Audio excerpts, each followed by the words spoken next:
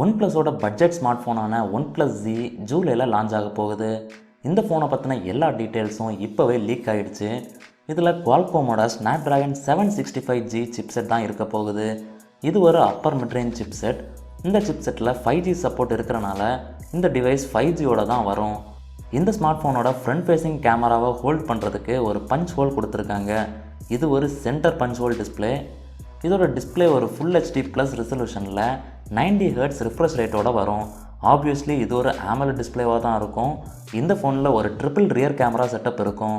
இந்த camera arrangement பார்த்திங்கன்னா லீனியராக ஃபோனோட லெஃப்ட் டாப் கார்னரில் இருக்கும். இதோட ப்ரைஸிங் கிட்டத்தட்ட 28,000 ரூபா 30,000 ரேஞ்சில் வரும்னு எதிர்பார்க்கப்படுது.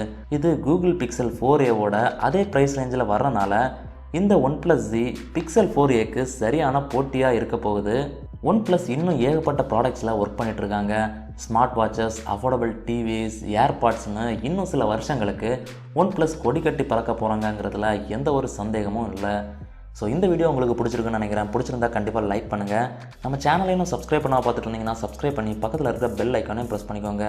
இன்னொரு இன்ட்ரெஸ்டிங்கான வீடியோட உங்களை சந்திக்கிறேன். அது வரைக்கும் நான் மேக்ஸ்வெல். Good bye.